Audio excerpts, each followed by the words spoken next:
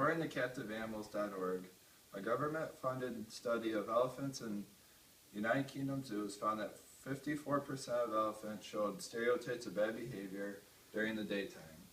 One elephant observed during the day and night showed bad behavior after 24 hours. Also, lions spend about 48% of their time pacing, which is another sign of bad behavior. And my goal here today is to inform my audience about the negative effects of captivity with wild animals. This has been going on for many years, and through the examples of SeaWorld and zoos and the positive effects of the wild, it's obvious that captivity is not a good thing for animals. Now with SeaWorld started in 1965. It was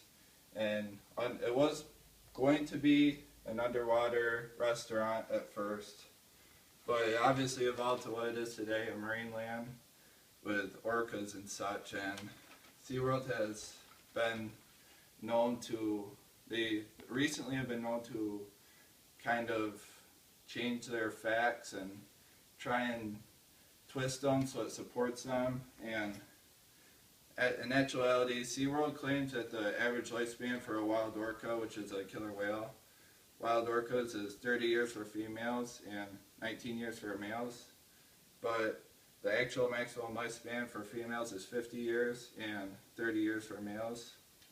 Also, SeaWorld has denied ever using depriving whales of food to make its orcas perform.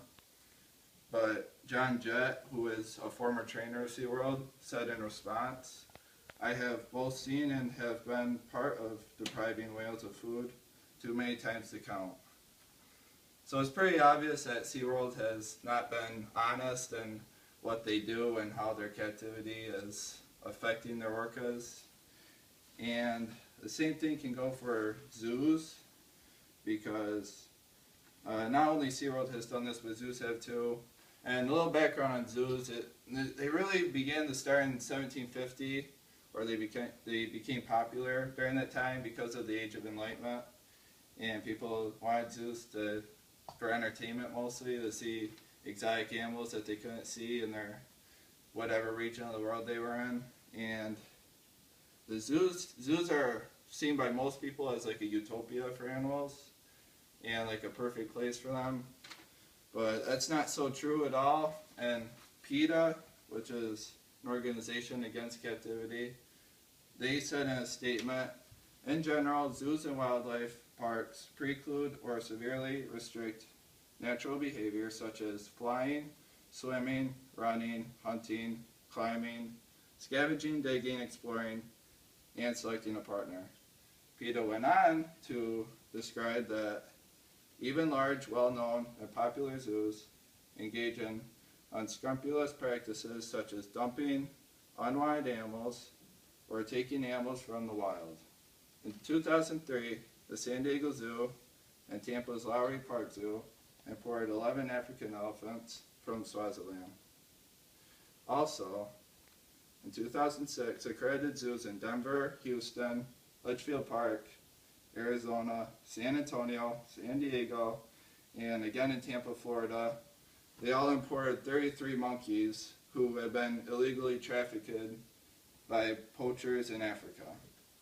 So it's pretty obvious again that zoos are not really great utopias for captivity, and they're still doing this today, but it's pretty obvious that life in the wild has been better for animals, and mostly animals have been evolving since the beginning of time, obviously since the age of dinosaurs and such, and this is mostly due, and their behaviors have also evolved, mostly due to the fact that they have a lot of freedom in the wild, the freedom of movement, space, and choice, which really protects their rights, which is something the zoos don't do, because the zoos restrict the animals a lot, and their rights are protected. They can select their own partner, eat when they want to, go to sleep when they want to, so their rights are really protected in the wild, which isn't often true in zoos.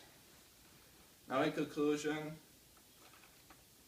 animal captivity has just from reading the facts, it's really not something that has a lot of light shined upon it, but it's something that people need to be informed about. That's what I was trying to do here today to my audience.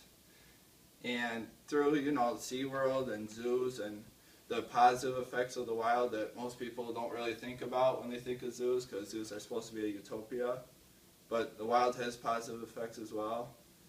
Because of that, animal captivity isn't the answer.